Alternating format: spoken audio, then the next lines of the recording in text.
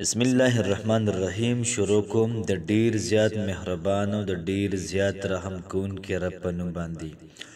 السلام علیکم ورحمت الله وبرکاته. ډیر زیات او عزتمند کتونکو السلام علیکم ورحمت الله وبرکاته.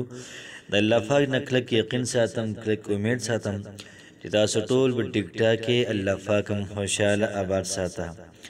نن چې کوم زمونږ ټاپک دی دا د تهجد حوالې سره دی. یاد ساتئ چې په دې ټاپک کې به موږ نن دوه خبرې کوو. یو خبره دا چې د تهجد څومره فضیلت دی څومره فضایل دي د هغې حوالې سره، او دغه رنګې دویم نمبر خبره دا چې د تهجد څومره فواید دي د هغې حوالې سره به انشاءالله العزیز تفصیلا خبره کوو. نو راځو د لومړۍ خبرې طرف ته چې څومره فضایل د تهجد دي. فرمایي چې بعض عبادات داسې وي چې هغه په اذان سره کیږي، اذان وشي موږ جومات ته راشو جمع سره لمونځ کوو. بعض عبادات داسې وي چې هغه بغیر د اذان نه کیږي. نو یاد ساتئ چې تهجد د زړه په اذان باندې دا کیږي.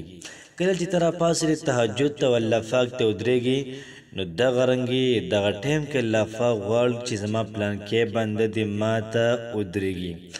ته په دې باندې شکر ادا کړه د الله پاک ته خوښ باندې او دغه رنګ الله پاک ته ډیر زیات ګران دی. فرمایي چې الله پاک د تهجد پر وخت کې دنیایي اسمان ته راکوشي او دغه رنګ د خپل شان لاحقه سره څنګه چې مناسب دی الله پاک د دواړو لاسونه کولاو کړي.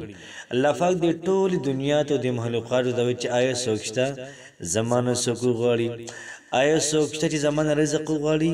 نن سبا څومره هلکه پریشان د رزق حوالې سره موږ ته رزق نه میلاویږي، زموږ دسترخوان باندې دونه خوراکونه نشته دی او دغه رنګې جب کې را سره پیسې نشته دی او دغه رنګې د لګولو دپاره را سره پیسې نشته او د کپړو دپاره را سره پیسې نشته دی. دغه رنګې 200 رانجې کونجي د هغې دپاره پیسې نشته دی. ولې پیسې نشته دی؟ په کوم ټایم کې الله پاک تعالی درکوي هغه ټایم کې ته نه غواړي. د تهجد پر وخت کې الله پاک کوئی بنده زمانه وغواړه ستا څونه رزق پکار دی. بنده کو ستا روزګار نه را پاس سامان وغواړه چې روزګار درکم دله. بنده ته څومره قرضدار وي ته څومره قرضدار وي راشه زمانه قرض وغواړه چې قرض دې پوره کم کنه. بنده ته یو ځای ته ځې بل ځای راځې نوکري غواړي راشه را پاسه زمانه نوکري غواړي زه تاله نوکري درکمه.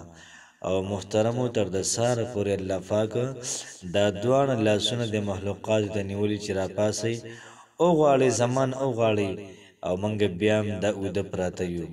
او ډېر ناشنا خبره درته کومه ډېره زیاته ناشنا هغه داسې ده چې کله یو بنده راپاڅي تهجد دپاره او دی الله پاک ته ودرېږي او دی تهجد کوي او دی وایي چې یا حنان یا منان یا ذا الجلال والإكرام یا حنان یا منان یا ذا الجلال والإكرام.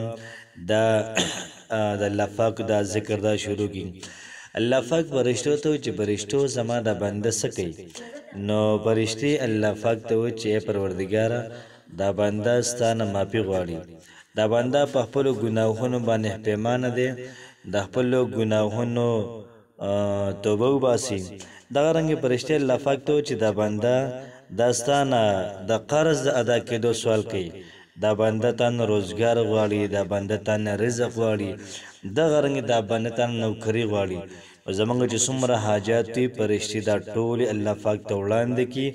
الله پاک کې فرشتو ګواه اوسېږئ چې په دې وخت کې دا شپه ما د خوب دپاره پیدا کړې وه، دا شپه ما د آرام دپاره پیدا کړې وه او زما دا بنده دغه آرام او سکون او اطمینان پرېښودو راپاڅېده ما ته ولاړ دی.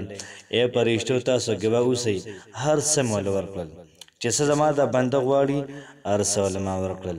یاد ساتئ چې موږ د موبایل نه وزګارېږو. د شپې 11 پورې 12 پورې 1 بجې پورې ټوله شپه او د سهار 3 پورې موږ موبایل ګورو. او بعضې پکې داسې وي د سهاره پورې پبجي ګیمونه محترمو دا کوي. او نو کوم ټایم چې د غوښتو دی پر هغه ټایم کې موږ د الله پاک نه غواړو. نو یاد ساتئ زه تاسو ته 2 کسان وښیم ډېر زیات وي آی پي کسان دي او داسې وي آی پي کسان دي چې الله پاک ته ډېر زیات محبوب دي او الله پاک ته ګران دي.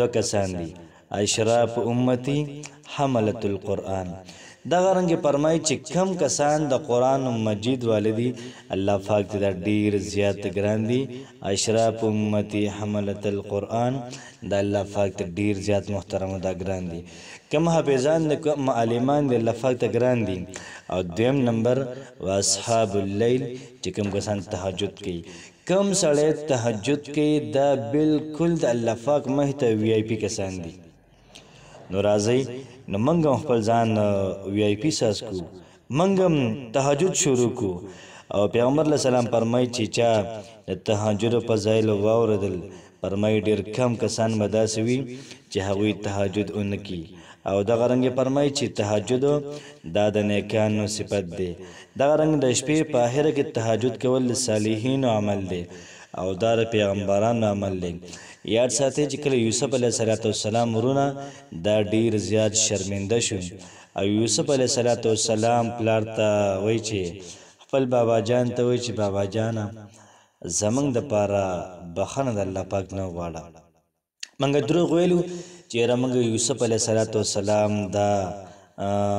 موږ دا دروغ ویلو چې یوسف علیه السلام زمری خوړلی دی زمونږ دپاره د الله پاک نه بخښنه وغواړه یعقوب علیه السلام ته فرمایي چې سوف استغفر لکم ربي زر ده چې زه به ستاسو لپاره د الله پاک نه بخښنه وغواړم یاد ساتئ چې یعقوب علیه السلام د الله پاک نه بخښنه غوښتله دا کم ټایم و دا د تهجد ټایم و نو تهجد په ټایم کې دعاګانې محترمو دا قبلیږي حسن بصري رحمه الله به د شپې لږ ویده کېدو او دغه رنګې ډېر وخت به یې د الله پاک په ذکر د الله پاک په یاد کې محترمو دا تېروله امام اعظم ابو حنیفه رحمه الله به د ماسوتنې په چاراندام باندې د سحر لمونځ کوو دغه کار محترمو دی 40 کاله دا کړی دی نو 40 کاله امام صاحب نه محترمو تهجد دا نو قضا شوي او فرمایي چې کوم سړی دا ډومبیا راپاڅي بیا ښځه راپاڅئ او دواړه په تهجد باندې ودرېږي